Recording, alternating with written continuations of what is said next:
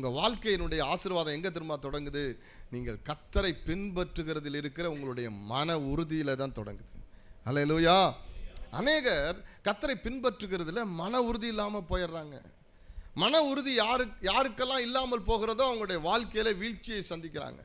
யாரெல்லாம் தேவனை பின்பற்றுவதிலே ஒரு மன உறுதியோடு அவரை பின்பற்றுகிறார்களோ, வாழ்க்கையில் நெருக்கங்கள், வேதனைகள், குறைவுகள், கண்ணீர்கள் வருகிற நாட்களில் நாங்கள் ஒரு நாளும் கர்த்தரை விட்டு விலக மாட்டோம் என்ற நிலையிலே யாரெல்லாம் உறுதியோடு இருக்கிறார்களோ, பாருங்க, 3 பேரும் விதவைகள், ஒருத்தி 3 பேரும் கணவன் இழந்திருக்கிறாங்க. நான் ஒருத்தி தேவனை பின்பற்றுவதிலே மன உறுதி இல்லாமல் மோவாப் தேசத்திலே போயிட்டா. நகோமி தன் தேசத்துக்கு புறப்பட்டு போறா.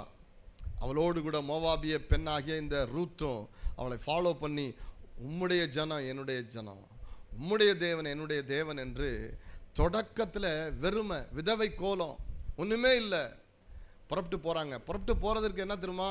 அங்கே போனாவது ஆகாரம் கிடைக்கும், அங்கே போனாவது 4 நட்புகள், சொந்தங்கள், சொந்த தேசத்தில் நமக்கு எப்படியாவது பிழைச்சிக்கிறதுக்கு வழி கிடைக்கும்னு சொல்லி தான் நகோமி புறப்படுறா. அப்படி புறப்படும் போது இந்த மோவாப் தேசத்தை சார்ந்த ரூத் நினச்சிருக்கலாம், நம்முடைய தேசத்திலே நமக்கு இன்னும் வயது இருக்கிறது, யாராவது ஒரு மோவாபிய ஆணை பார்த்து கல்யாணம் பண்ணிட்டு இங்கேயே தங்கிடலாம் அப்படின்னு அவன் நினச்சிருக்கலாம்.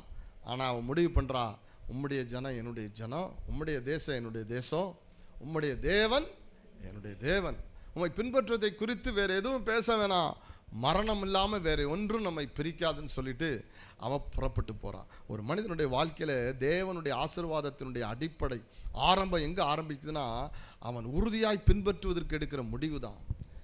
2வதாக அவன் தேவனாகிய கர்த்தரை அறிந்து கொள்ளுகிற அறிவில் அவன் எடுக்கிற உறுதி தான் அவனை கர்த்தர் ஆசீர்வதித்து உயர்த்துகிறான். அல்லேலூயா.